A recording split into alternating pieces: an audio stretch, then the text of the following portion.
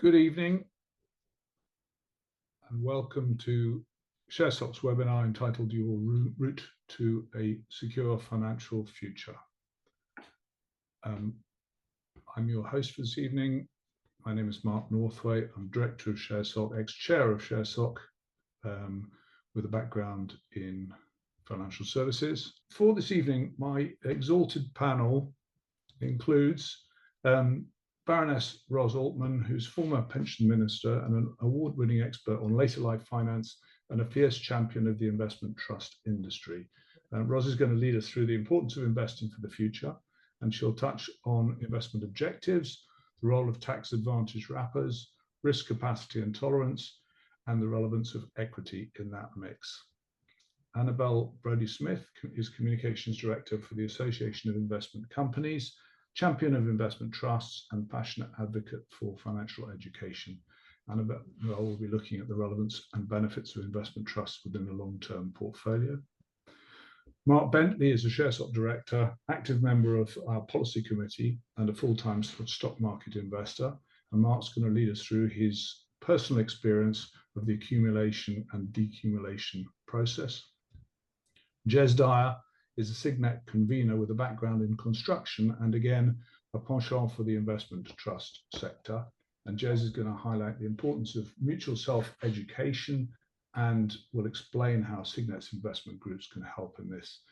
We've got a very broad brief for tonight's session and a lot to cover. The intention is not just to have one person speak after the other, but to have some discussion along the way.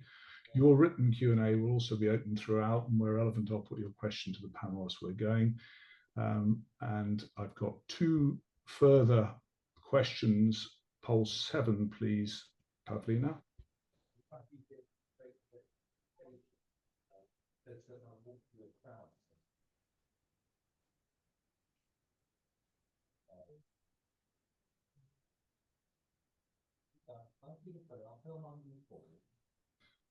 So according to the Pensions UK, a couple currently needs annual income of £60,600 before tax to fund a comfortable retirement. That couple's state pension entitlement is approximately £23,000 per annum. And that means they need a private pension of around £37,600 per annum or other assets to plug that gap.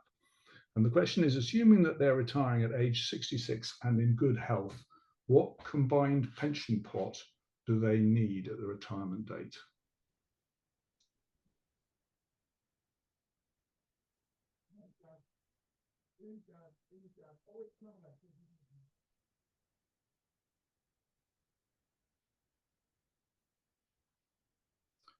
Okay, and I think we can stop that. So we've got 9% who think it's 550,000. I'm pleased with that because that is wrong. We've got an even split between the 700,000 and the 900,000. The answer at the moment is 700,000. There's a reason why people are selecting 900,000, which is the traditional 4% rule. The adage is that you can withdraw 4% of your pension pot for life fairly safely.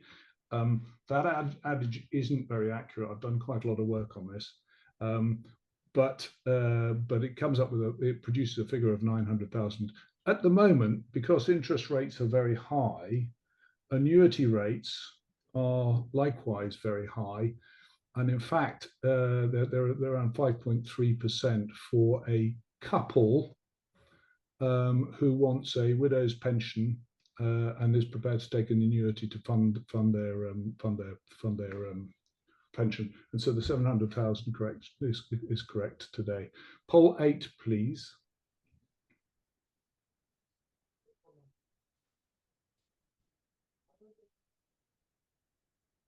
So assuming that you're in your 20s or early 30s and want to target retirement income, this is only relevant to a small percentage of our audience tonight, nevertheless, want to target a retirement income of 2/3 of your pre-retirement salary at age 67, most UK financial models would suggest investing what proportion of your current salary?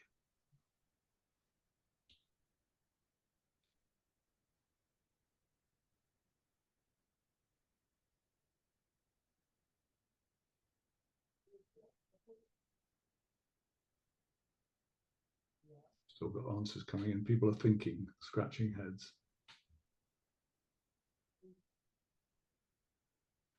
Okay, I'm going to stop it there, I think. And we've got 18% at 5 to 10%.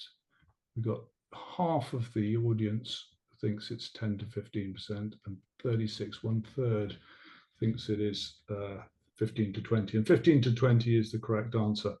So it's always higher than you think it is. And that is assuming that you're in your 20s and 30s. That figure goes up very rapidly as you progress through your 30s and into your 40s and into your 50s.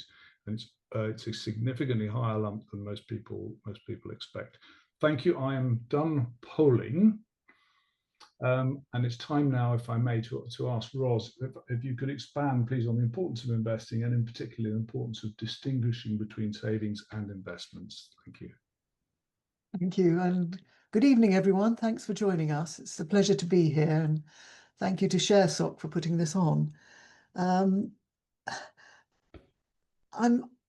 talking tonight about securing your financial future.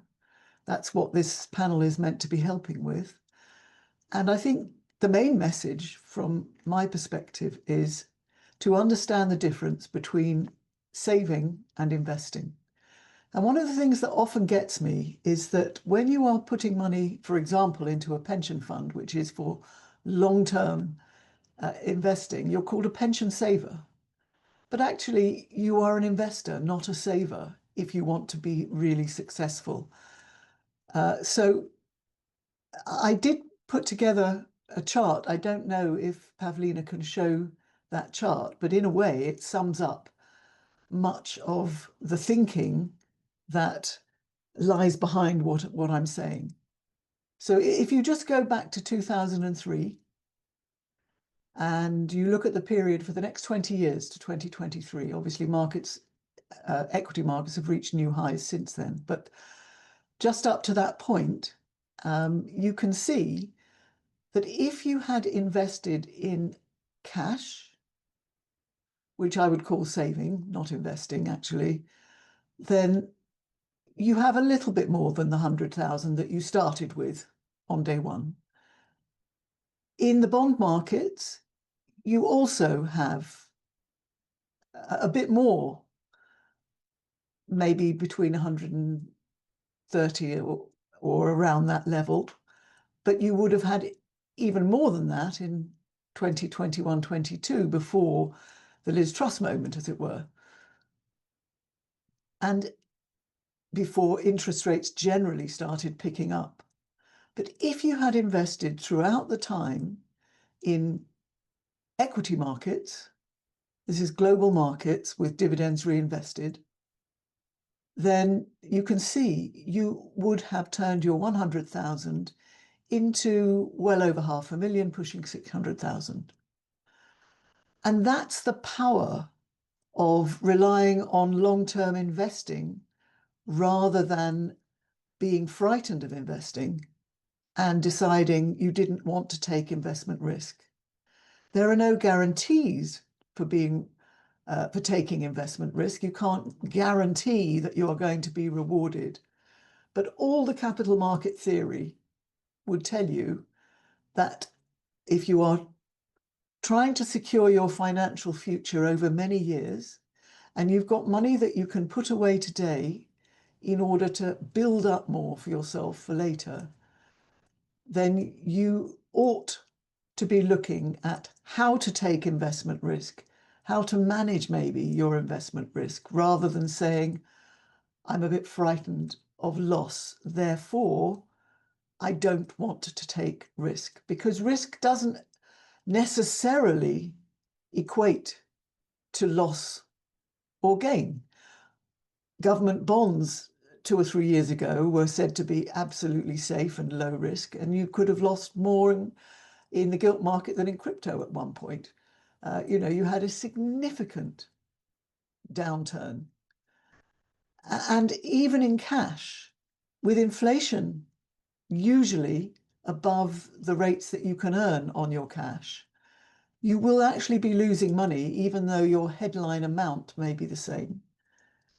So I think it is really important for people to recognize that investing and investment risk need to be thought of in terms of, will I sacrifice long-term returns if I don't take risk, rather than will I make a loss if I do take risk?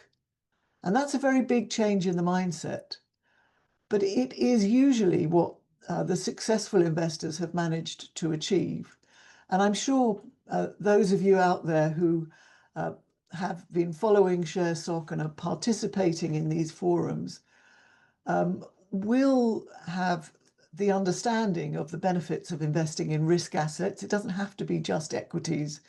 You can look at infrastructure and real estate and other assets such as private equity as well as public equity. But it is important to think about risk in terms of foregone upside, not just downside. So the other thing that's really important, and if you look at capital theory, you would suggest, first of all, you want to start early. The sooner you start investing, normally, the better off you will be in the long-term goal, whether you have a 10-year horizon, 20-year horizon, whatever it is.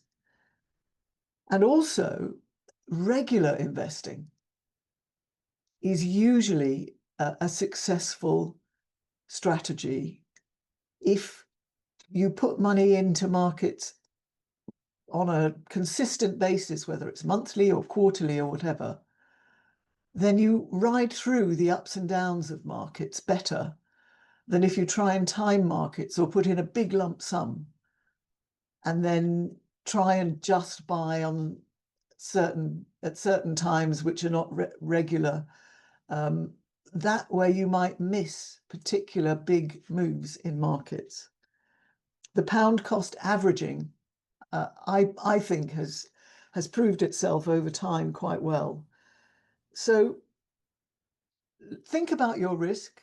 What is your objective for where you want to get to?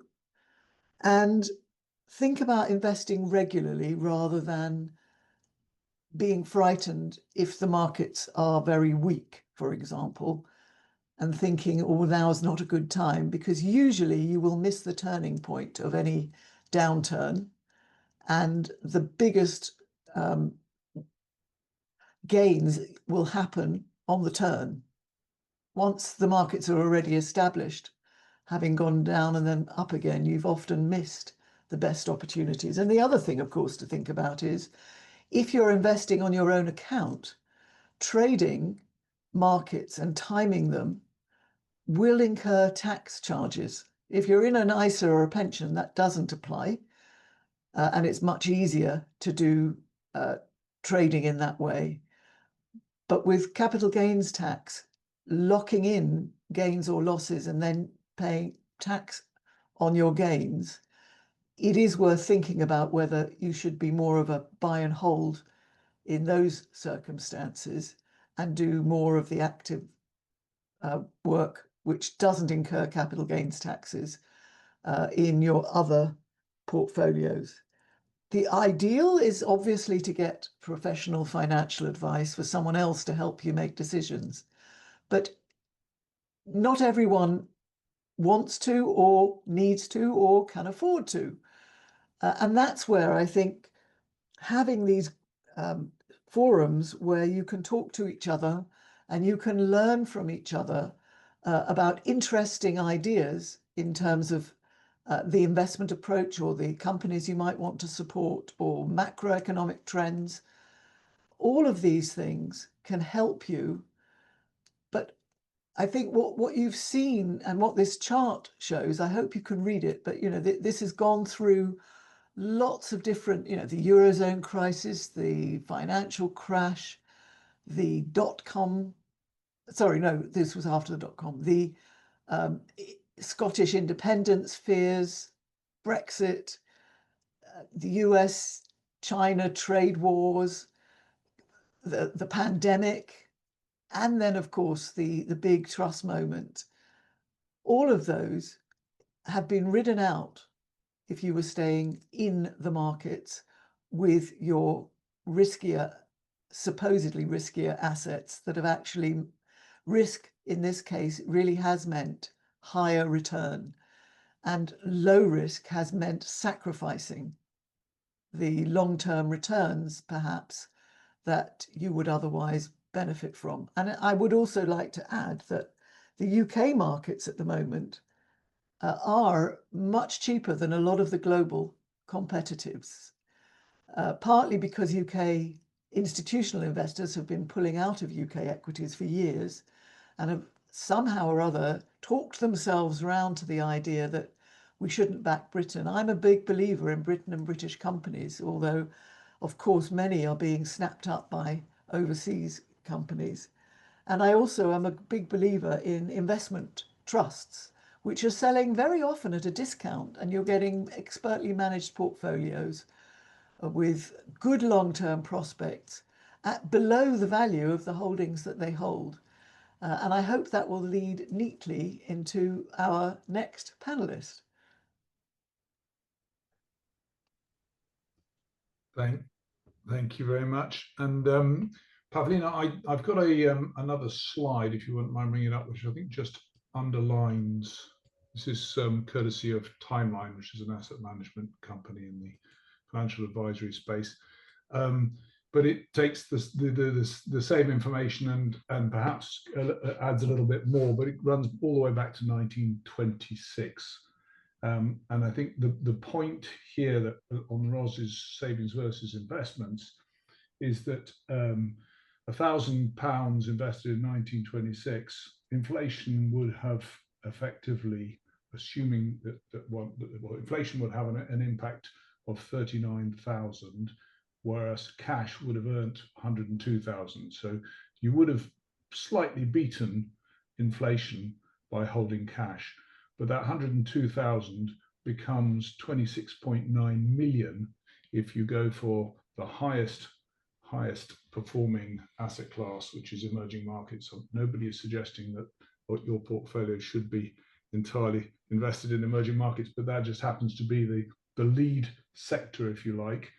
Global equities, which is more appropriate for a personal portfolio, that £1,000 is would now be worth 19.1 million, and a growth portfolio 9.9 million. There's an interesting point to note there that the growth portfolio has underperformed the global portfolio. The balanced portfolio, where you've mixed equities and bonds, would have been at 4.7 million. But there are reasons why people use balanced portfolios from a risk perspective and from a psychological perspective. But broadly, and this graph is on a logarithmic scale, so it doesn't look like the difference between cash and equities is quite as huge as it is, but cash 102,000, so 100 times your value if you'd had it in cash, 19.1 million if you'd had it in global equities. Thank you very much, Ros. Pavlina, if you could take that slide down, please. And I'm now going to turn to Annabelle. Annabelle, we've heard about the importance of equity as a driver of long-term returns. Can I ask you to talk us through the unique characteristics of investment trusts and their relevance to a long-term equity portfolio, please? Absolutely. Thanks so much, Mark and Ros. And I'd like to say I'm very happy to be here today. Annabelle Brodie-Smith. I'm Communications Director at the Association of Investment Companies. I have worked at the AIC for 28 years, and I am very passionate about getting investors, getting new people to understand the value of investing. So it's great to be here to talk to you. What I'm going to do is explain what an investment trust is. Just one second, I'm just trying to get my screen to move. There we go. So an investment trust, the very first one, was launched in 1868. So you can see they've been around over 155 years. And the first investment trust, as you can see here, was the launch of Foreign and Colonial Government Trust. Now that company still exists today. It's called F&C Investment Trust. It's a FTSE 100 company. And I think maybe you'll understand why if you look at the objective. You can see this was written at the time in 1868. It was to provide the investor of moderate means like a private investor like you and me, the same advantages of the large capitalists. So the same advantages of a big institutional investor by diminishing risk in, a spread of shares over a number of stocks. So, basically it's given me, in one share, a spread, a portfolio of shares in this case. And it was actually set up at that time to invest in the emerging markets of that day. And the emerging markets of that day was the US. So that is the very first investment company. It's Philip Rose is the gentleman here who launched it, and it is still around today. And that, I think, is a real testament to the structure, that it has survived for over 155 years and it has thrived. So investment trusts, they are, as you can see, companies. They're listed companies. So they're companies like Marks and Spencer's, or just one second, I seem to have lost my presentation in some way. Just one second. Can you see? Okay, it's back. Good. Sorry about that. I must have clicked on something. They are companies just like Marks and Spencer's or Barclays listed on the stock exchange. So that's what you're buying with an investment trust. But they can often be referred to as funds. What that means is that they just diversify your risk by giving you a portfolio of investments of different companies, different assets. They're actually companies, and that's very important and something to remember. So why would you invest in investment trusts? Well, as I've said, I keep making this point, they give you a diversified portfolio of shares, other assets. They've got professional fund managers, and it's not just like there's just one fund manager there. There's usually a team of fund managers. They've got access to analysts. They might have access to analysts all over the world, quite honestly, depending on what they're investing in. And this is a really important reason. There's an independent board of directors, a group of professional people who are there to look after your interests, to provide oversight, to make sure that the fund manager and all the suppliers are doing a good job. And that independent board can be very proactive in terms of what it does for its shareholders of the company. They have potential for great long-term performance. And I'm going to show you some figures, which I'm hoping you're going to see that long-term performance really is strong over the long term. And this is a very important point. Ability to smooth income. Now I'm going to explain what that is in a minute, but they've got great track record of dividend stability and dividend increases. And they give you access to a wide range of assets. And this is really important. So investment trusts don't just invest in shares. Because of their structure, I'm going to explain why, because of their structure, they can invest in unquoted companies, they can invest in infrastructure projects, renewable energy projects, property, and they're really well suited for those sorts of assets. So investment trusts today, as you can see, we've still got quite a big percentage. There are 314 investment trusts. 269 billions of assets is what they're managing. You can see here there's quite a big percentage of investment trusts invested in equities and shares, and they can be in all sorts of sectors, from the UK to global to Europe to emerging markets to Japan, smaller companies, larger companies. We've got it all. As I mentioned, they're particularly suitable for infrastructure. We're talking literally roads, hospitals, those sort of exciting projects. Nuclear power nuclear power stations. We have an investment trust. It's just taken a position in Sizewell C. the nuclear power station. Private equity, unquoted companies, very exciting sector. Property, the more specialist investment companies, specialist, they're normally equity sectors, things like technology, commodities and natural resources, financials. The flexible sector, they've just got a lot of ability to invest in different asset classes, so equities, bonds, gold, unquoted companies, debt, and venture capital trusts, which are very specific investment trusts that have very strong tax advantages, but they're slightly different to what I'm talking about today. So I just was going to say, I really wanted to explain the structural difference, why they're just so good for different hard to sell type of investments. And this is because they are closed-ended. So let me just compare this. Now, an open-ended fund like an OIC or an investment or an OIC or a unit trust, when you buy those units in that fund, it increases in size. Look, as my chart is showing, they actually invest those assets, it increases in size.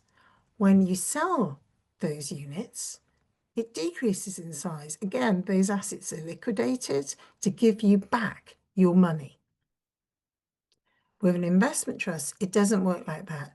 The principle is there's a fixed number of shares in issue. Now, there's a little bit of flexibility about that, but the point is when you buy, we're not increasing the trust in size.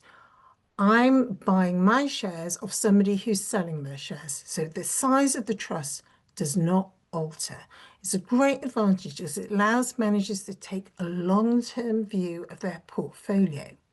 And they're not forced to sell just because I've got lots of people selling at the moment, so I have to sell some shares. No, I can hold on. I'm in charge of what happens to my portfolio. It's a great advantage. If you ask fund managers which they prefer to manage, investment trusts or open-ended funds, when you've got them away from their marketing people in a nice, quiet, dark room, they tell you they like to manage investment trusts because they know how much money they're managing. Right, second structural difference, investment trusts can reserve income, they can smooth income. I told you I was going to explain this a bit better.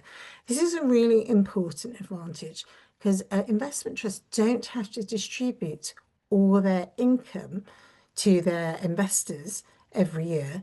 They can hold back up to 15% of the income every year. They hold it in the reserve. And then when times are tough, and in markets times do you get tough, whether it's the financial crisis or the pandemic, then they can take those reserves and boost their dividends. So it gives them incredibly long track records of consecutive dividend increases and stable dividends because they have that reserve to draw on when times are tough. We have 20 companies, 20 investment trusts, which have increased their dividend every year for more than 20 years. They're called the dividend heroes. We actually have 10 of those that have increased their dividend every year for more than 50 years. And you can see that's a very appealing quality for income investors who are relying on that income. Another structural difference, and it's not, I've already touched on this. Remember, we're trading at a share price. We are companies. You buy your shares, you sell your shares at the share price. I have shown you a chart here. I'm going to come back to this in a bit. We're going to talk more about this, but this is the City of London Investment Trust. It's a 10-year share price chart for it. So it would be irresponsible of me to do this presentation without telling you there are a few things that are risky. The first three, I've got to say, could apply to any investment funds and, quite a lot of investments, full stop. Of course, markets are volatile, they go up and down. But as Ros has brilliantly demonstrated, over the long term, they tend to go up. They really do. That income I've talked about, they've got these great characteristics for income investing. It's not guaranteed like a bank account. But, as I said, they've got very strong track records here. Managers, they may underperform, they may outperform. All of these qualities would apply to any fund that you bought. investment trusts have two specific areas. They can trade at a discount or premium. In a way, it doesn't matter because you're buying at the share price. If that share price goes up, you've made money. But I'm going to explain what it is, just so you know, so if somebody tells you about it, you can understand. They also have what I think is a great advantage, quite honestly, gearing, borrowing. That's what it means, borrowing. So say I'm an investment trust manager and over there's a really great company. I really want to buy it. Instead of selling some of my portfolio to get some cash to buy that investment, I can borrow that money.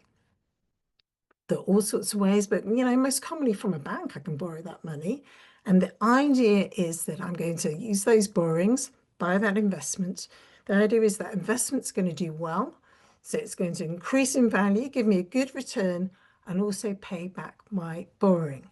Now, it's important just to be clear that the impact of this borrowing is to magnify my performance. So if my performance is good, this borrowing is going to give me a nice little boost. If my performance is poor, it's going to be a drag. Now, most investment trusts don't gear to a huge extent, but they do use it. I'm going to give you an example to put all this in practice. I love an example. So I'm going to talk to you about that in a minute. I did say I was going to explain the discount and the premium. As I said, I don't think you should get too hung up over this because over the long term, if your shares go up, the share price goes up, you've made money. And that's really all we've got to think about. But people will talk about this, so it's important to understand. So as I've said, investment trusts trade at the share price, but you can also have a net asset value figure. And what that is, all it is the value of all the underlying holdings divided by the number of shares. So if I want to find out what all my individual portfolio companies, I just see what they're worth, divide it by the number of shares, that's going to give me the net asset value figure. Now, I've got this example here. So say to keep the numbers really simple, say this company, the net asset value and the share price is 100p. There's no discount or premium if that was the case. We'd just say it's trading at par. So we've got a company and say the net asset value is 100p, but as an example shows, the share price is 95p. Then that trust would be trading at a 5% discount, 5% below the NAV. Say we've got a trust with a share price of 105p, then that trust would be trading on a 5% premium. And I just think these are things that you need to look at and be aware of when you do your research. And I'm going to show you them in my example. I think this is just quite interesting to see. You can see that the average investment trust discount has, since Ukraine got invaded by Russia, interest rates started going up, inflation kicking in. You can see that discounts have really widened since then, since sort of the beginning of 2022. The average discount was sort of bouncing between sort of 4 or 3 to sort of 8 before that. Then once that inflation, those interest rates went up, you can see quite markedly the discount widened. And you can see that it really peaked in October 2023, which is when the awful events started in Israel and Gaza. That's when the widest discount. You can see that since then, it has come in a bit, it's narrowed a bit, but it's still historically, as this chart illustrates, relatively wide, which is good because when you invest at a double-digit discount, we've done lots of research on this, the 5-year periods when you're investing at a double-digit discount will give you much better returns than if you're investing at single-digit discounts. Now, to find out more, I want to encourage you to go to our website, the aic.co.uk. And the bit there are things here that I love. So for example, Compass is our monthly newsletter. You really should sign up. It's a great read. But the thing I really want you to look at is the data. That this is why I've highlighted compare investment companies. It's in our research investment companies area, and that is a really great area because that's got the data, and that's what I'm going to talk about right now. Because we're going to look at an example, because it's all very well talking about all these things in theory, but what really brings it to life is an example. So this is the City of London Investment Trust. It's a great UK equity income investment trust. Its objective is to provide long-term growth in income and capital, principally by investment in equities listed on the London Stock Exchange. It's 2.5 billion in size, and it's managed by a great manager called Job Curtis. And what I always say now, you might be saying, what is she doing with that picture of Sherlock Holmes? I have to say, I should tell you that I have a dog called Sherlock and a cat called Moriarty. So perhaps from that you can tell that I am a big Sherlock Holmes fan.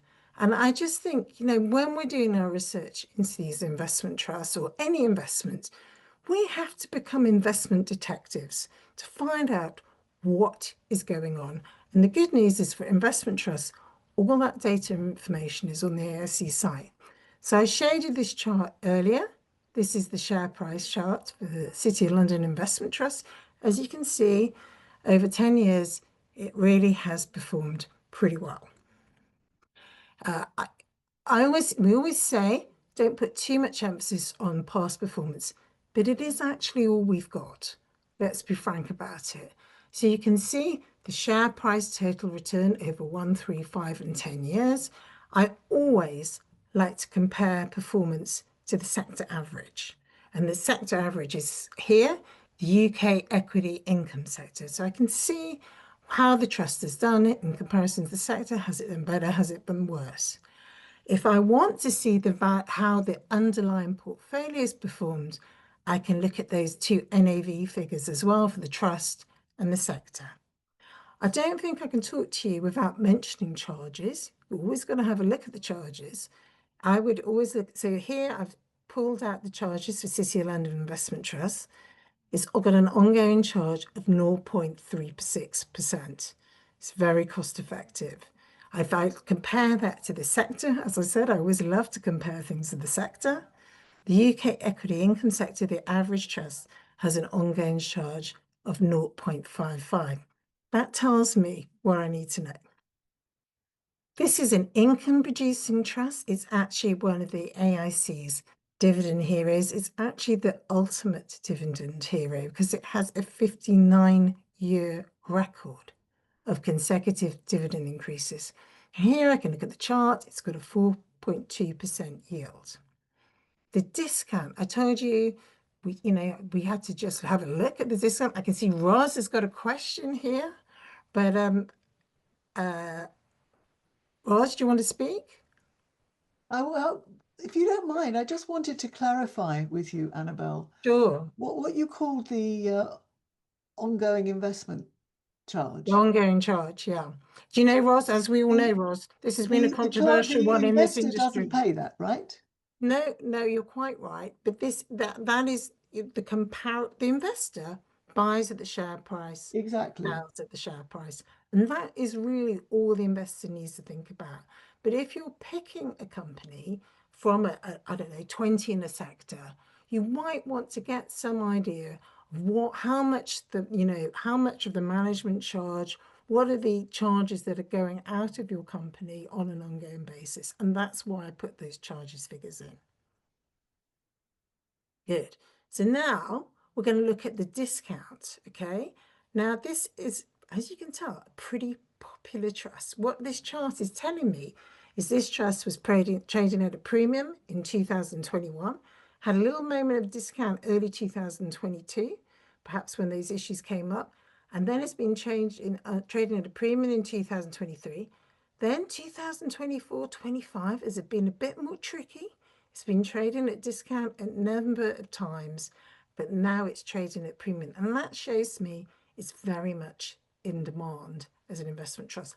Lots of people want to buy this investment trust.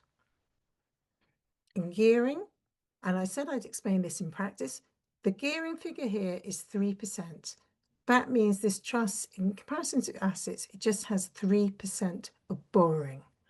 That is pretty low, let's be honest. That's hardly anything, but it's a little bit. It gives it a little bit of spice. If I want to understand what the historic gearing figure is, it's telling me that over 3 years, 3% is low. So that's the lowest it's been in the last 3 years. 7% is the highest. From that, I can take a look at that. I can see that this is not a particularly highly geared trust. And this is quite typical. It's great that investment trusts use borrowing, but equity investment trusts generally don't gear more than 20%, quite a lot, about 7-8%. Perhaps, you know, if we're looking at property, we know we've got mortgages ourselves. So therefore, you know, we know there's a bit more borrowing involved if you take out a mortgage. So property, you know, probably they're going to have a higher rate of gearing. I just wanted to show you this chart because, you know, Ros made some brilliant points about regular investing, starting investing every month, buying more shares when share prices are low, when they go up and down, less shares when share prices are high, and that's the benefit of pound cost averaging. I just want to show you this in reality. So over 5 years, and it also shows, really demonstrates the benefits of starting early. So over 5 years, if we invested £50 a month in the average investment trust, after 5 years, we've invested £3,000 and we would have £3,874. But say, as you can see, it increases. So over 18 years, if I'd invested £50 a month over 18 years, I'd have put £10,800 in cash, and I'd now have £34,246. This is looking very promising. 18 years, you know, saving for a child over 18 years, that's going to be quite a nice little bit of money to get them through university, for example. But say if we look at 25 years, over £50 a month, put in £15,000 over 25 years, it's worth £92,092.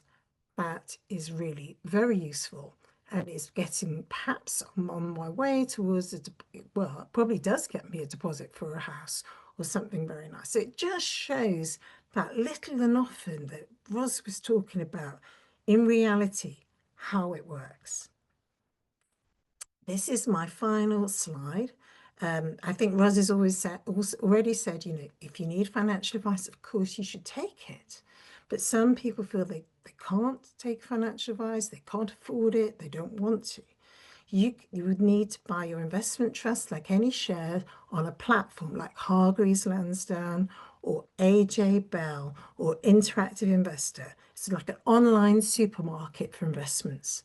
Do you have an ISA? Of course, you can have an investment trust in your ISA, £20,000 tax-free limit every year. And, you know, if you have that sort of spare cash, ISA is a great place to put it. SIP, you can have do you have a self-invested personal pension? I have to be honest, I do. I have a portfolio of investment trusts in my self-invested personal pension, which I invest into every month. As Ros said, start small, invest every month if you're nervous. And my last tip, be an investment detective. Get out there, do your research, get under the cover of these investments. And I think, you know, you'll find it's quite great fun, and it doesn't necessarily take that long. And that concludes what I want to say, Mark. Fantastic. Thank you very much indeed, Annabelle. A couple of questions relevant to that presentation. There are a couple more that we'll take a little later, I think. But first one's high level. Can the team compare investment trusts with ETFs? I'm happy to talk about that. Obviously, ETFs, in similar that you buy them, you know, on the market, they're listed.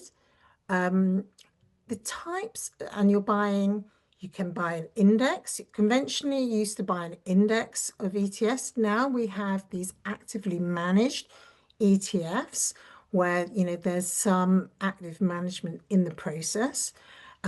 They only really work for large, liquid, big companies. So large, liquid, big companies work for ETFs. They do not work so well for smaller companies, for emerging markets, for example, where perhaps the companies are less liquid, less easy to buy and sell. They don't work for any form of alternative asset. So, they're a useful suite and a useful product, but I think you have to get it in perspective what they're useful for. But I think more fundamental than that is that the ETF is an open-ended structure to all intents and purposes. It's closed-ended for a day, but it's effectively an open-ended structure. And the second question is related, which is how do investment trusts invest in infrastructure? Can you run us through the Yeah, process? absolutely. Well, they actually will invest in specific infrastructure projects. So say we've got a renewable energy investment trust here. They will invest in solar parks, in wind farms, perhaps in anaerobic digestion. They will actually invest in those projects. So we have investment trusts that hold portfolios of wind farms, for example, or we have investment trusts that invest in hospitals or prisons, roads. They actually invest in those infrastructure projects. I gave the example of an investment trust, International Public Partnerships, which has just taken a stake in Sizewell C. So they're investing in that. They actually invest in those projects. And the great thing is you can do that because the structure allows you to do that, because I'm buying and selling shares on the stock market. Doesn't affect the fund manager running that portfolio. He knows how much money he's got to invest and can take a long-term view. So to the point being that the trust can invest directly in illiquid assets because it is not promising any liquidity to its investors on the other side.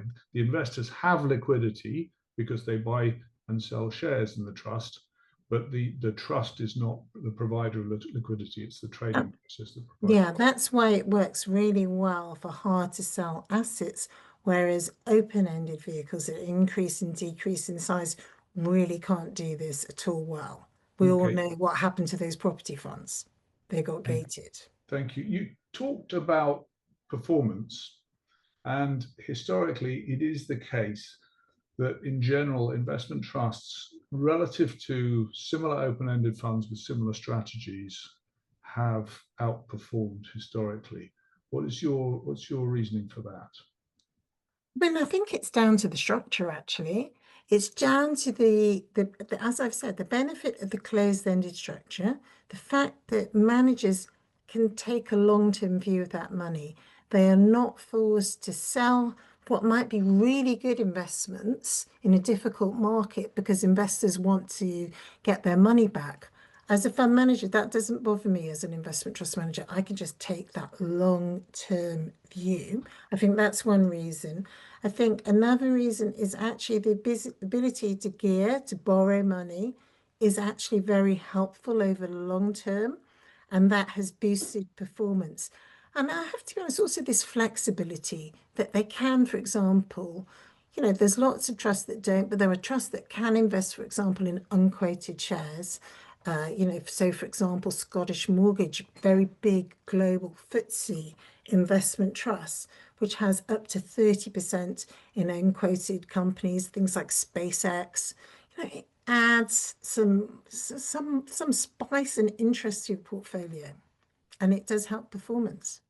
Fantastic. Thank you very much indeed. I'm going to move on now to Mark, if I may. And Mark, as a full-time stock market investor, you have walked the walk for the past 2 decades. Would you like to share your experience with us, please?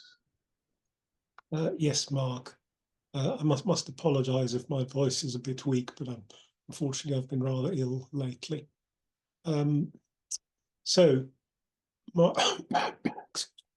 Mark, Ros, and Annabelle have imparted some great information about the principles of investing.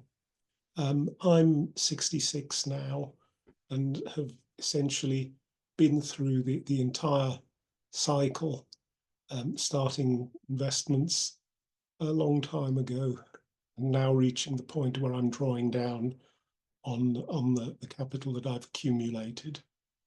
Next slide, please. So I entered professional employment in 1980.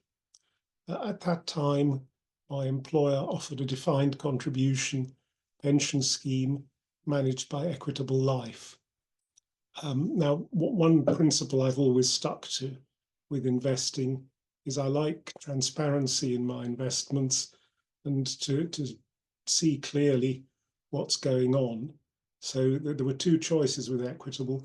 You could either put your contributions into a pooled fund, or you could choose what's called a unit-linked plan, where your contributions bought fund units, and you could see on a daily basis what was happening with them, and you could also choose the specific types of fund that you wanted your money to go towards.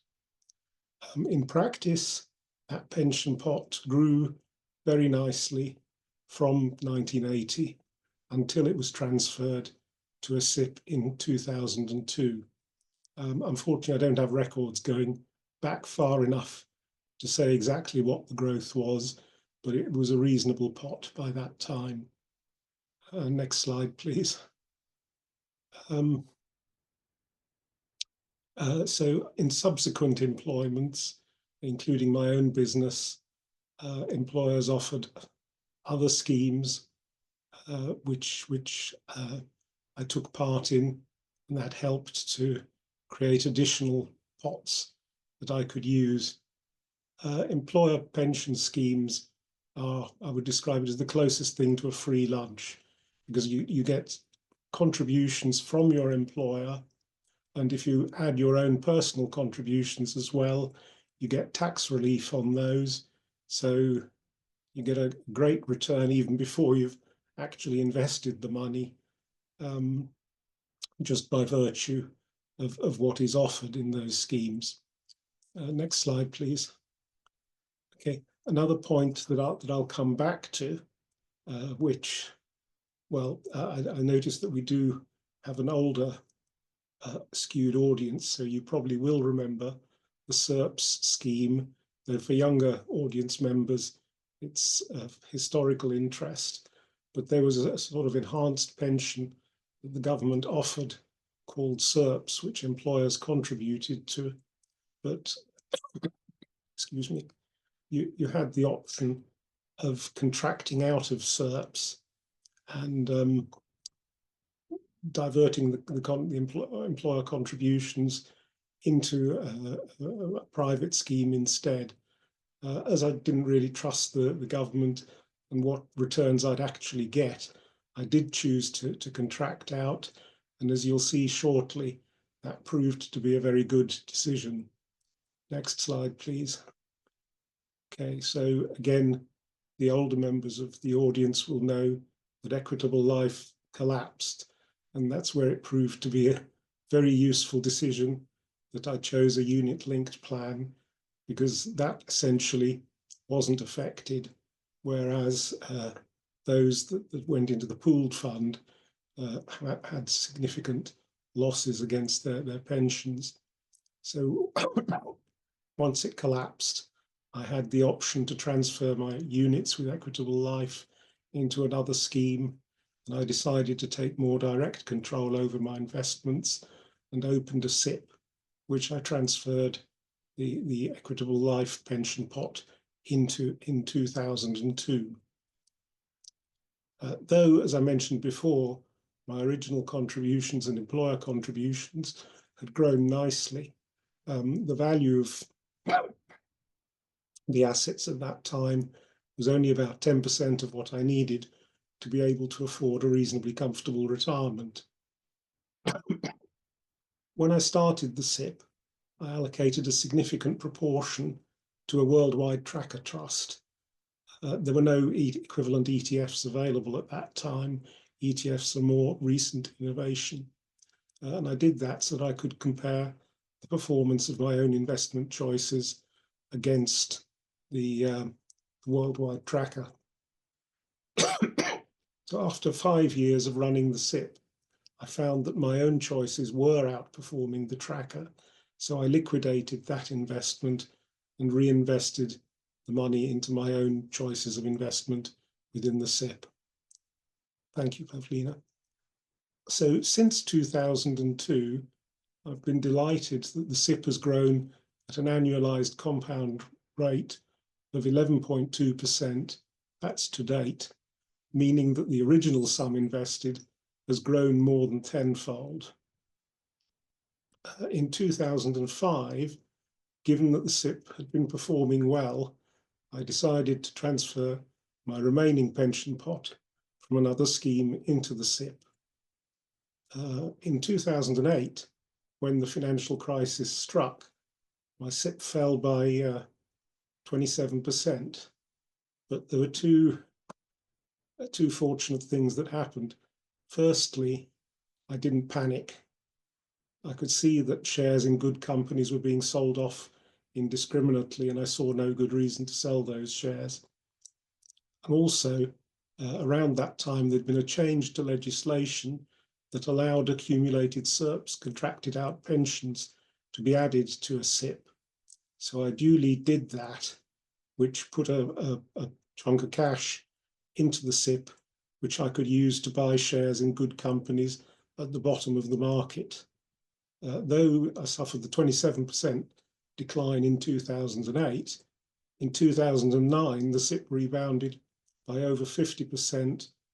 And then the following year, there was a further 42% gain, considerably more than making up for the losses in 2008. So I ended up well ahead across those years. Next slide, please. So now we move more up to date. So by 2017, when I was 58, the value of my SIP had reached the target that I'd set myself, where I could crystallize it and start to draw it down, take out the 25% tax-free lump sum, which I wanted to use as a deposit for property purchase. Having thought very carefully about this, at the time I restructured my SIP investments so that they generated what's called the natural income, i.e. dividends provided the income that I needed to a large extent. And just to sort of emphasize Annabelle's point, some 65% of my SIP is invested in investment trusts, which have always been a significant part of my portfolio, particularly investing in areas that I can't easily invest in myself or don't have good knowledge of. And they've certainly produced good returns, as Annabelle suggested, over the years. So before completing the house purchase, I did some modeling of my income and outgoings, taking account of the state pension, which has now kicked in this year as I've reached 66. And in another 7 years, the remaining mortgage on my property will have been paid off, which again means that my disposable income will increase significantly without having to draw more on my SIP or an ISA I also hold. However, there was one mistake I made, which everyone should be aware of, and something Mark Northway is very hot on, which is the concept of sequencing risk, which means that when there is a poor year of portfolio performance, if you're taking out a bit too much in cash withdrawals, then that can have a disproportionate impact, because you've got the fall in the portfolio value and or low increase in portfolio value, and you're taking money out as well. So after that happens, it can take some time for your portfolio to recover. So it's something definitely to be aware of when you're considering moving into what's called drawdown and actually crystallizing your SIP or other retirement fund. nevertheless, just despite me getting that a little bit wrong, things look pretty happy to me on my current projection, which takes account of that risk now. Next slide, please. So just in conclusion, so I've concluded that what Ros and Annabelle and Mark have been saying really does work. And again, as Annabelle emphasized, you really need to invest in yourself. If you're not already an experienced investor, it is worth putting in some effort to understand investing and take control of your financial future. And with SIGnet, which Jez is about to talk about, that can be very helpful in building your knowledge and confidence. Thank you.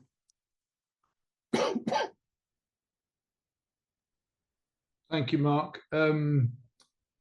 Yeah, sequence risk, I'd probably like to come back to a little later when we're sort of in full panel is discussing, just to look at the potential role of bonds and or annuity-like products, guaranteed income products in people's decision processes. But there's a question that's come up that relates to a low-cost global tracker, which you mentioned on your way through, and I would normally leave that probably until later in the process. But the suggestion is compulsory automated pension investment via HMRC ?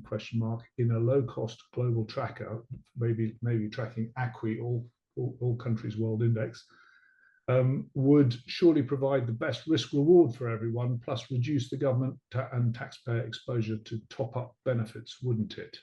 I'll cast that out for any of the panel members who wants to take it. I'm going to say, obviously, I do believe that compulsory, people should be compelled to invest in the pension. Quite honestly, yes, it should be something that everybody has. You know, saying that a global tracker is always going to be the right investment for everyone, you know, I just can't, you know, agree with that. I think obviously a global tracker is a good starting place, but quite honestly, you know, globally things have performed extremely well. The big companies, the big Magnificent Seven have performed extremely well, and those global trackers have done very well recently. That's not going to be the case forever. And I think, you know, a diversified portfolio, the concentration of the US exposure in that sort of tracker really concerns me. I think, you know, you should have an investment that's much more diversified than that. I've got a feeling Ros is going to say the same thing. Yeah, I feel that too, Ros. Yes, I feel a rush of convergent ideas coming through here. But essentially, as you said, I think you used the word cop-out.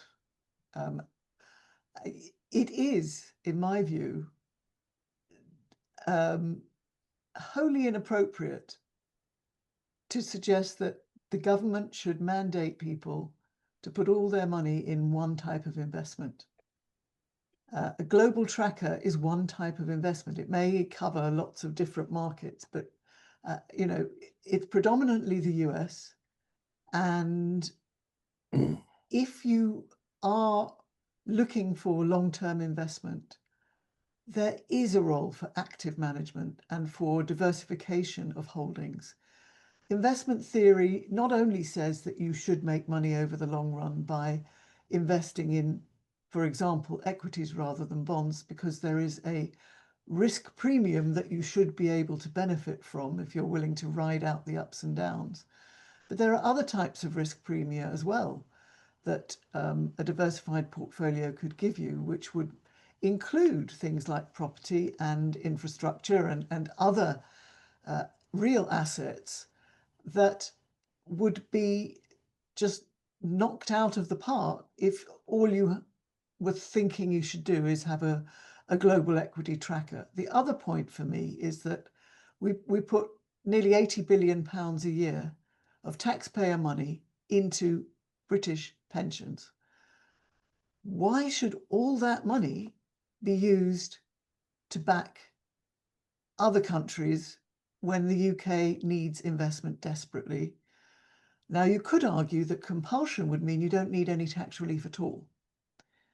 And that's something else that I think needs to be considered, because if we were to get compulsory auto-enrolment at the minimum levels, for example, which is a possibility, the government would save a lot of money by saying, well, we don't need to give tax relief because you've got to do it anyway.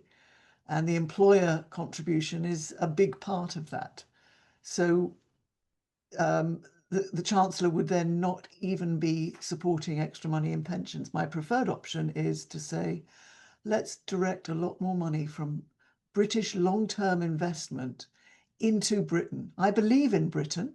I think we've got wonderful, fantastic companies which have been starved of capital. And if British investors have got capital, I think a lot of them would want to back Britain through whether it's an ISA or a pension or anything else, rather than just saying, oh, well, let's not just bother with choosing what we want to invest in or where. Let's not worry about the fact that Britain needs lots of long-term investment and that we could re-rate our markets by putting it there. And let's just buy a global tracker. I really would not be able to support that idea at all. Can I also add, the companies in the global tracker are very big. What would happen to all the smaller companies? How We're would seeing they that now, grow? yes. How would they grow? They wouldn't grow at all. That's exactly what's happening to British smaller companies now. Because a lot of our institutional investors have been encouraged to just buy global trackers, go for low cost, and not bother with active management in the way that people used to. And that has been really damaging for British business to raise capital. Other countries are much better at supporting their own new startups than we are, actually. Yeah, I think it would be quite concerning if we didn't have any growth of these smaller companies. Think what that would do to the economy. That's the future. Yeah, absolutely. Thank you. I'm going to bring Jez in now because it's his turn. And Jez, although your background is non-financial, you're an individual investor and a SIGnet convener. Please tell us how investment discussion groups can play a part in financial education and in building an investor's knowledge and confidence. Lovely. Thank you, Mark, and thank you to everyone for joining this evening. So, yes, I'm going to talk to you, says he, collecting there, getting the slide up. Yeah, about joining SIGnet as part of your investing journey. So, as Mark's just said, I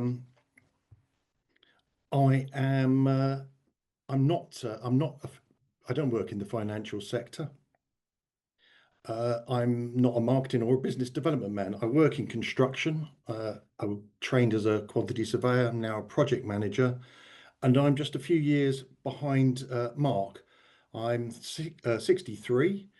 I went to 3 days working a week about 2.5 years ago, and I plan to retire in about 15 months' time. So I'm right at the sort of the last lap or two of the accumulation stage, as they call it. So I'm here to talk to people like me and those of you that are on the journey or just beginning the journey. Interesting to see from the poll that 3/4 of you are 60 and over. So you hopefully are well along the accumulation journey, but there'll be things to learn still, and I'm constantly tweaking and improving and adjusting the way I save, the way the way I invest, as I go towards that goal of the overall investment. So I've got about a dozen slides, slightly less, so it's not going to be death by PowerPoint, and I'm going to talk to you about how joining a SIGnet group can help you on your investing journey. If you've got a pen and paper, scribble down signet.org.uk, because if you wake up tomorrow and want to know about SIGnet and you put SIGnet into Google, you'll just get a lot of hits on jewellery and jewellery shops. So signet.org.uk, that will cover a lot of what I'm going to talk about, and is part of the ShareSoc website, all very useful information there.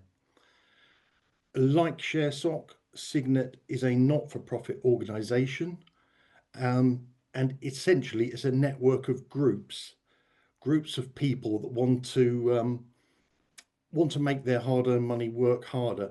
And I love that term, Ros, Annabelle, that you used, investment detectives.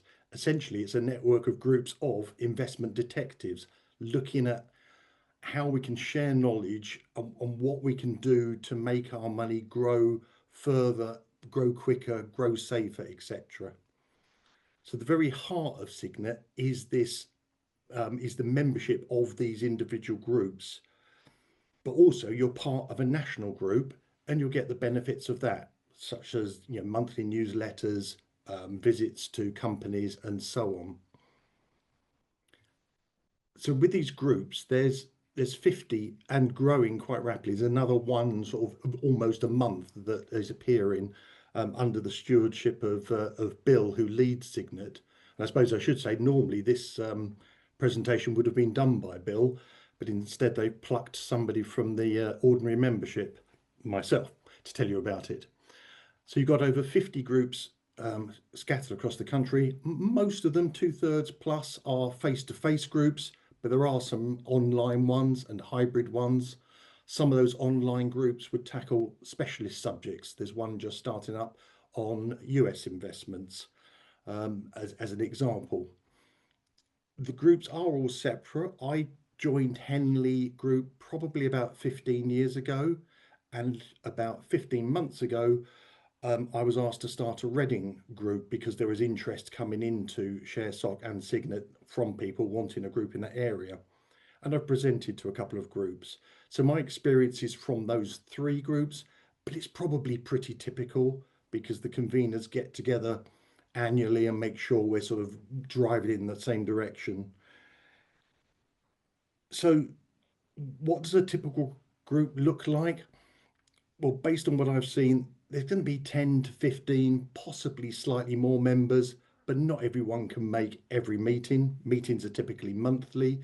So you're typically going to have around about a dozen people meeting in a room in a pub or a golf club or a village hall, doing their investment detective work. Those 10 to 15 people will have a whole variety of approaches. You'll have typically people that might just say, well, I've only got 4 investments and I just want to sit and listen and learn a bit more. And the person next to them might say, I've got about 100 and I need to trim them down. I've just added and added and added and there's no structure. And the next person will have a very structured approach, but of a certain focus. And essentially the groups are about sharing knowledge and experience in a safe and friendly environment. It is about being able to ask the stupid questions, seek advice, share things you found in a way where you're not going to be judged or laughed at. It's a very safe, friendly way of sharing and gaining knowledge. The Henley Group is based where Invesco is. So we're say lucky, but we're able to get a guest speaker from somebody like Invesco, and we get a speaker probably about once a year from external sources. For the rest of the year, we would have presentations on a rotating basis. So if there's 15 in a group, you're going to be making a presentation about once every 15 months. And that might be something like the examples there, building a low risk portfolio or a structured approach. Henley last night, we had one on a trader called Mark Minervini and his approach, and was there anything we could learn about it, which is a technical analysis approach. Sounds a bit scary, but it was just lovely to share it. And what doing a presentation forces you to do is look into a subject in a bit more detail so you can form a sort of a PowerPoint or presentation for your group, and that helps build your knowledge. Another large part of any SIGnet group meeting is going to be the round robin. What have people bought? Why have they bought it? What have they sold? Why have they sold it? What's on their watch list, what's gone well, and probably more important, what's not gone so well. What have you learned from what you bought and then found yourself selling because it had gone back down, etc. And there's always topical discussions. So last night it was all about the upcoming budget. Is anyone doing, or what are people doing, if anything, to protect themselves ahead of it? Are you putting more into your pension? Are you taking money and gifting it to somebody? That was the sort of discussion last night, which would be quite typical, I would imagine, of groups across the country. And then there's the SIGnet Share Challenge. So that's like a fantasy share challenge, where you have an imaginary lump of money, £100,000, and you have 10 lives, a life being a buy or a sell, and you pitch yourself against the other local SIGnet groups. And that's quite fun. And it gives rise to some quite sometimes emotional discussions within your group, because you've got very few lives. So which shares or trusts are you going to buy, and which might you sell to finance that? And you have the competing opinions, and then they're quite good in helping you actually get under the skin of a particular investment, and that helps again grow your knowledge.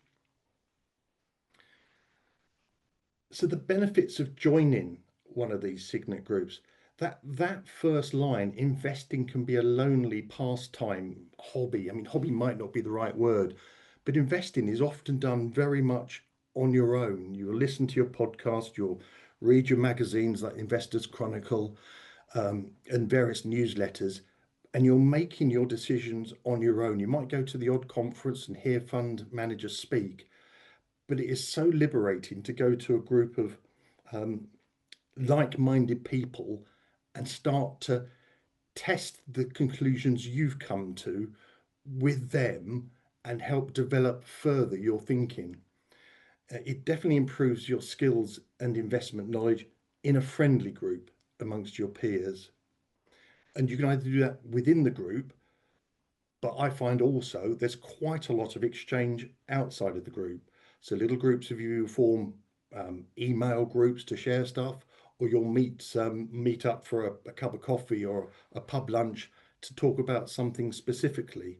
So I'm meeting somebody on Monday to talk about a momentum screen approach for part of my portfolio. In the past, I've met people to talk about, what do you use to give high yield and income, and how do you balance that against risk? So you can have these little sort of subgroups which just develop naturally. There's definitely a social element to the meetings. If I take the Reading group, we hold that in a pub because I chatted to the landlord and he gives us a room for free on the kind of unwritten contract that people turn up a little bit earlier and buy a bite to eat and a drink. And virtually everyone does that.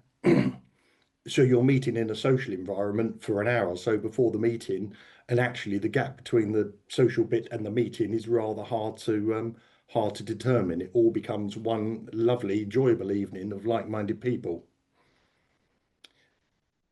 The last point there kind of covered. You're testing your assumptions by discussing it with others. So you might have assessed that you want to put 5% of your portfolio in, say, Japan, and you do your investigations and you come up with the fund that you want to put it in. But you can go and say, I'm thinking of putting 5% in Japan. I looked at these 3 trusts and funds and I've come up with X as the answer. Has anyone got any thoughts on that? 10, 15 minutes later, you'll have received a lot of thoughts, hopefully most of them backing up what you said, but you might have been thrown some extra things to think about. Also very interesting to find out what information sources other people use, both free and paid. So, we've got the magazines and the podcast that most of us know about, but the number of times I find someone's using a website that I hadn't heard of, often that is free, and you can go and look at them. And some of those you might find really useful and sort of chiming with your investment approach. So that's useful. As I mentioned earlier, there's a monthly newsletter that's written by members. So it's written by people like us, for people like us, has a whole range of topics of interest. And there's always the Fantasy Share Challenge is always updated in that magazine. So it will tell you all the other groups, what they've invested in, what they've bought and sold, and where they sit in the charts. So there's two things. There's the little, oh, how are we doing on the chart? How are we doing on the table? It's also quite interesting to see what other companies, what other share groups have invested in, and that gives you ideas for things you might want to investigate further. Also, SIGnet arranges company visits and then follow-up discussions, and that's becoming an increasing feature, and one that people are very much enjoying. But what SIGnet is not, it's not an investment club, so you're not being expected to put any of your real money into a SIGnet group to invest in shares. And it's definitely not a bragging forum. You only ever talk in percentages. So people might say, oh, well, I'm 10% in cash and 90% invested, and that's 60% in the UK and 20% in Europe. It's always percentages. As I say, I've been in SIGnet groups for 15 plus years, and I have no idea of the size of the portfolios of the people that I meet there.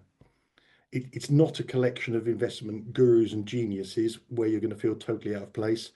It is a group of people like us just striving to learn a bit more and improve our chances of increasing our investment pots. A couple of quotes which I'm pretty sure I pulled off the website thinking about it, and sorry to read them, I'm going to have to just minimize, that's it, my own picture. From an experienced experienced member, SIGnet for me has been life-changing. It's played a big role in improving my knowledge and understanding of how to develop a safe investing process. I applaud it for nurturing my knowledge and my wealth in a relaxed social environment. So appreciating I've just read that out word for word, and that isn't a quote from me, but it could be. For me, being in SIGnet has been quite life-changing. It has definitely played a big role in improving my knowledge and understanding of how to invest, and it's been fun. I've made friends, and I enjoy it. And then the quote below it is from a new member, which says, I've been waiting for 15 years for a meeting like this. And I hope that will be true of any of you that join the SIGnet group. I know we've had a new member joined a couple of just 2 meetings ago, and I'm pretty sure he thinks like this.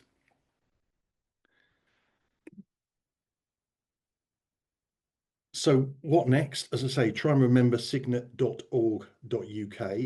You will get a follow-up email following your joining of this webinar this evening.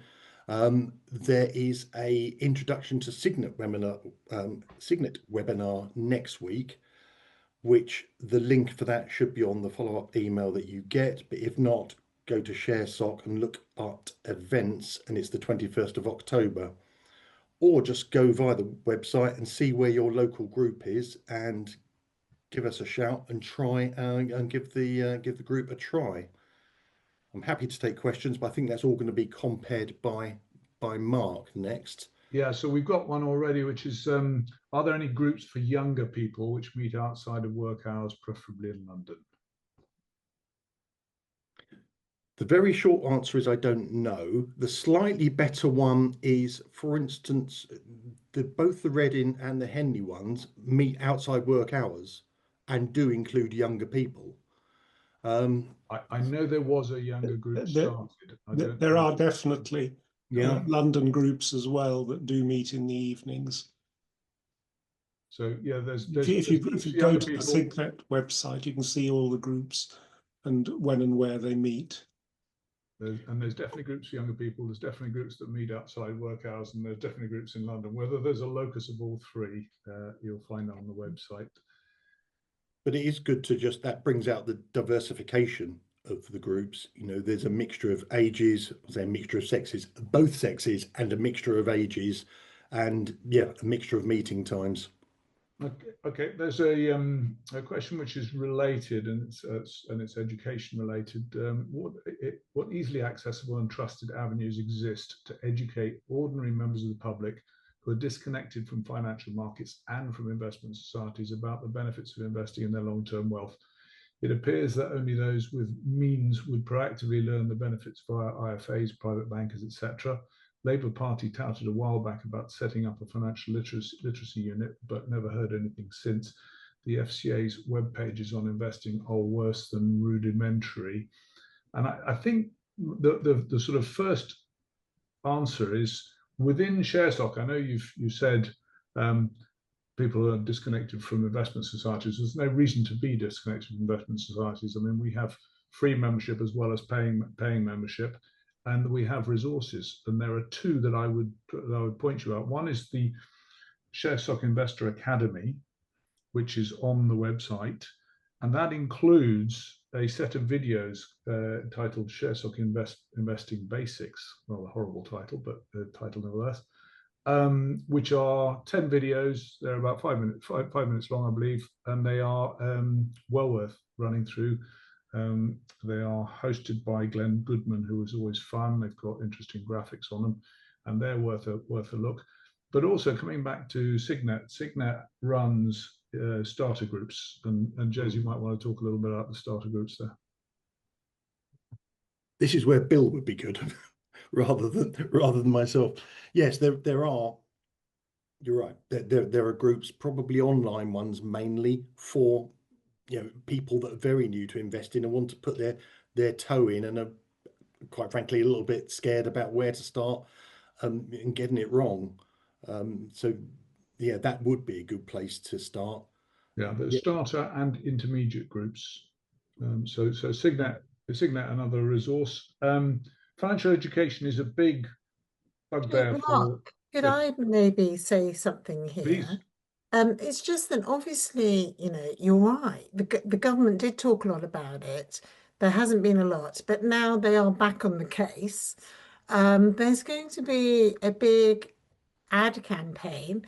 It's actually being funded by the investment industry, so the platforms and all the investment managers. There's a big ad campaign, but it's actually been initiated by the government effectively. It really has. And that is going to be starting in February. And the whole idea behind the campaign is to get people started on investing and to realize that investing is for them, and that, those cash savings that they have, those who have a lot of them really could be investing.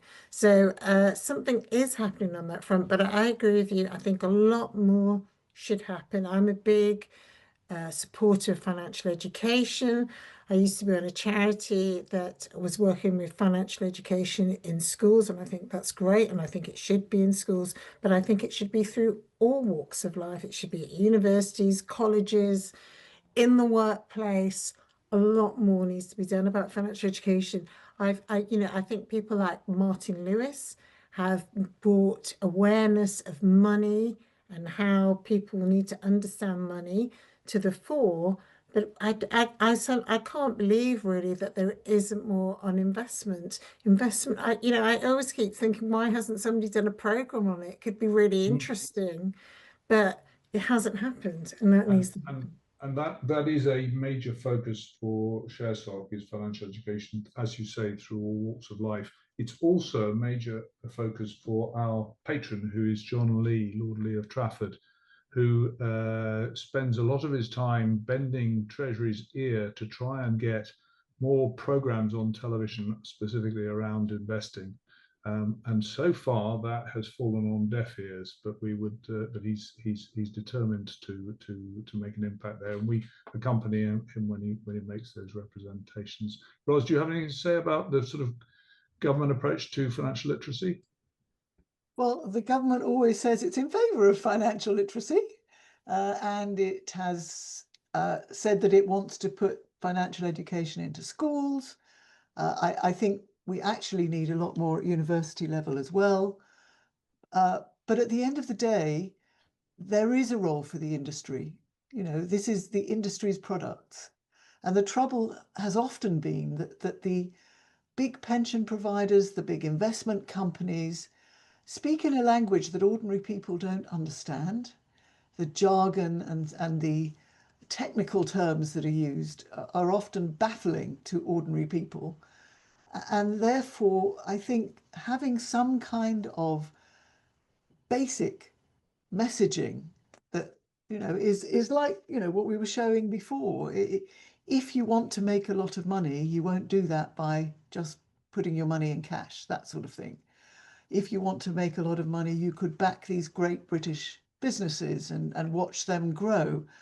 The concept of putting your money into a company and watching it grow and thrive and getting benefits from that for yourself as well as for the wider economy is not a message that has been put out in the popular media, if you like. It's always, oh gosh, are you either just making a quick buck on Bitcoin or something, or are you saving in cash? Where's the best cash rate? Rather than how much of my money do I want to invest in growth? And it's about growth. Your money can work for you, or it can sit there and work for the bank, for example, is, a bit of the messaging. Banks won't like that one, but it is a D2C approach that the industry itself tends not to understand, because their marketing tends to be selling to intermediaries who then sell. And that's where ShareSoc comes in, because you are talking directly to end users, and you can reach ordinary people in a way that the industry often misses. They're busy focusing on those with huge amounts of money, and the sort of mega wealthy and the financial advisors have been so stymied with regulations they can't afford to make a living by advising people who don't have a lot of assets. So there is a role definitely for government intervention with younger people, and also I think for financial firms to go around big companies, for example, with messaging around investment, which can focus on auto-enrollment, because every company will have a pension fund and it will have workers in it. So there's a reason for providers to go around and explain to people just how good these things can be. I'm going to do a slight shout out for Barclays here, because Barclays have recently come out with a thing that they've termed investment basics, which I think is probably a slight IP infringement on our own investment basics, but they have made a valid attempt on their website at providing an educational resource which is worth looking at. I've got two questions which go slightly in different directions on the same sort of topic. The first one is, as a workplace rep, my mantra to colleagues, particularly younger ones, is your pension is for life, not just for retirement. We need education in schools, universities, and workplaces so that everyone is pension aware throughout their working lives. How can that be achieved? Do you know what? I'm not sure whether we actually should call them pensions. I think we should still call them something like a life-saving account or something of that nature, because I think people can relate to that a bit better, actually. And I think one of the things that really concerns me is the pension. Most people seem to be isolated from it. It's this thing that's off there, out there on the internet. It is money, but nobody really knows what it is. Don't really know where it's invested. They don't have a relationship with it. They don't have a connection with it. They don't perhaps even know what it's invested in. So I always struggle with the concept of some of the apps that a lot of the workplace pension providers provide apps which allow employees to monitor the process of their pensions minute by minute, second by second, which always seems an anomaly to me, because it's a long-term saving that you don't want to be fiddling with, and in fact potentially you should be forcing yourself to not look at too closely. But maybe, given what you're saying, there is a benefit to those. I think it is a long-term saving, and everybody has to say that, but I think you have to know where it is. Yes. You know? And I think you have to have some relationship with it. And, obviously, most people understand what a pension is. But I think for younger people, unfortunately, there's a bit of a feeling, and we all know this is the wrong one, but there's a bit of a feeling this is not for me. I'll get around to that when I'm a bit older. And if it's called something like, a life-saving account or something like that, it's just a bit more relatable to that it is for throughout your life. And, there are other things, personally, I think, young people's first priority is really to try and buy a house. And we know how incredibly hard that is now. We know how incredibly high house prices are. We know how incredibly difficult that is. And, personally, I think perhaps your life savings account maybe has to have a bit of freedom in terms of, allowing people to actually buy a house. Quite Life honestly, investing, money. Absolutely. not life I saving. like it. I like it. Life investment accounts. That's perfect. I mean, in terms of education, I think one of the most important things that educators need to get across is the power of compounding.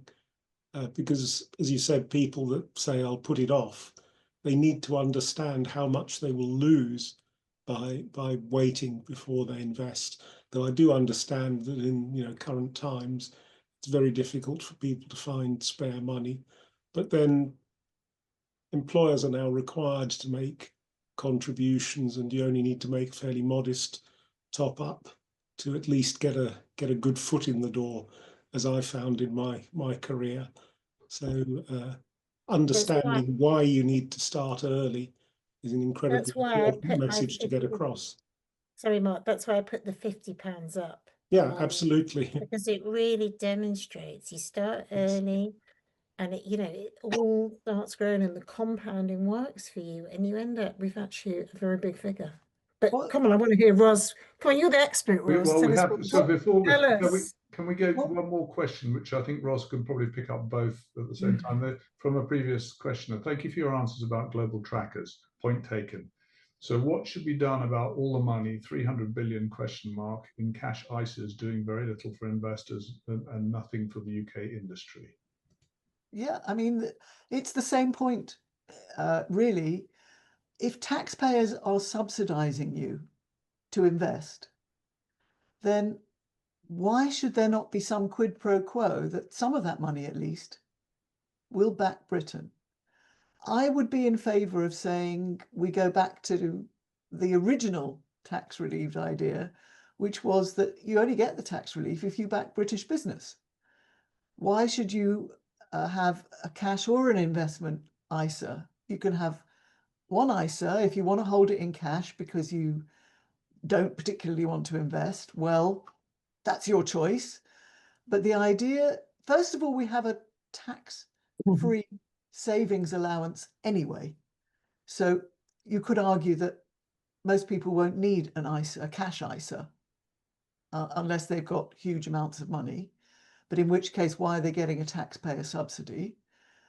You could also argue that the tax relief needs to be directed predominantly, at least, if not exclusively, to boost Britain. That means an ISA would be just British investments. A pension, maybe 1/4 of new contributions, must go into any British company. I'm not talking about just unlisted assets. But I think the issue, the wider issue of promotion of pensions is down to, again, the lack of reaching out and talking to ordinary people. Nobody talks about the free money that you're getting in a pension. You put in, let's say, £1, you will get at least another £1 added on day one from the employer and tax relief. That's free money. If you're a higher rate taxpayer, you get a lot more. If I held up a £50 note and said, would you give me 20 quid for it? People would bite your hand off. But they don't realise that that is what is happening with pensions. The other thing, of course, though, is nobody has a clue what their pension is actually doing. There are some great investments that have, done extremely well for people in their pension funds, but nobody's really told them about it. It's, a bunch of figures. And if you hear from the investment industry on pensions, it's always negative. You're not putting enough money in, you're going to be poor at later life instead of well done so far. That's the beginning. What about doing a bit more? So there's a whole language, a whole direct to consumer, reaching out to individuals element to encouraging people to invest for the long term and telling them that it's done that for them, what it's done for them.